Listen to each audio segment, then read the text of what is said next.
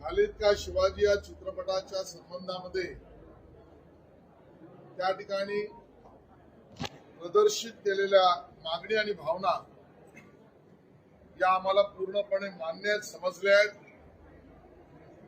महाराष्ट्र शासनाच्या वतीने खरं तर आज दुपारीच याबद्दल समाज माध्यमांवर मी प्रतिक्रिया नोंदवलेली आहे।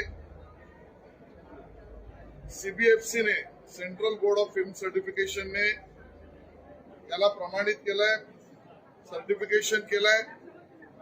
त्यामुळे याचा फेरविचार करण्याची परिस्थिती आहे असं प्रधान सचिव सांस्कृतिक कार्य मंत्रालयाला मी निर्देशित केलंय। कोणाच्याही भावना दुखावणं किंवा चुकीचा इतिहास दाखवणं किंवा जनक्षोभ होणं हे आम्हाला मान्य नाही आणि त्यामुळे सीबीएफसीने त्याचा फेरविचार करावा। मधल्या काळामध्ये हा सिनेमा फिल्म फेस्टिवलला सुद्धा पाठवण्याबद्दलची भूमिका ज्या निवड समितीने चुरीने केली त्याबद्दलही चौकशीचे आदेश मी दिले।